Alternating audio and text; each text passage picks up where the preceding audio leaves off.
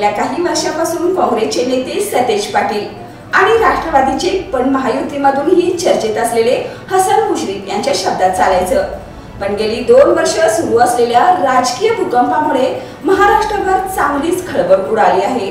नमस्कार, मी सुरेखा आणि आपण पाहता तारा न्यूज।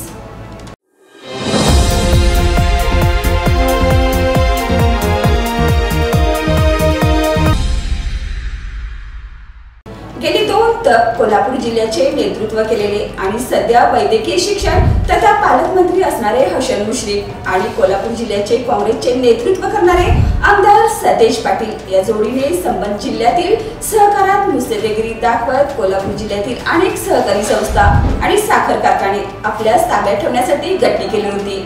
मात्र राज्यातील राजकीय भूकंपाच्या धक्क्यामुळे राजकीय समीकरण बदलून मंत्री हसन मुश्रीफ महायुतीचे घटक झाले, तर आमदार सतेज पाटील महाविकास आघाडीचे नेते म्हणून कोल्हापूरचं नेतृत्व करत आहेत। आणि आता राजकीय वर्तुळातील घडलेल्या काही भेटीमुळे पाटील आणि मुश्रीफ यांच्या मैत्रीत खडा पडल्याचं सध्या बोललं जाते।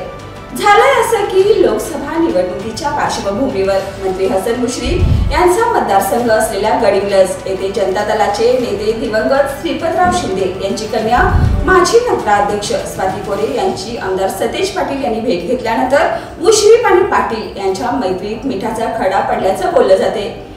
कितीही राजकीय विरोध झाला तरी एकमेकावर टीका न करणारे मंत्री मुश्रीफ आणि सतेज पाटील आता एकमेकांसमोर उभे ठाकणार आहेत। आपल्या मतदारसंघात आमदार पाटील जाणीवपूर्वक प्रयत्न करत असल्याचा राग म्हणूनच आज मंत्री मुश्रीफ सतेज पाटील यांना लक्ष्य केल्याचं बोललं जाते। दोघे काही झाले तरी आपापल्या उमेदवाराला विजयी करण्यासाठी झुंज देत आहेत।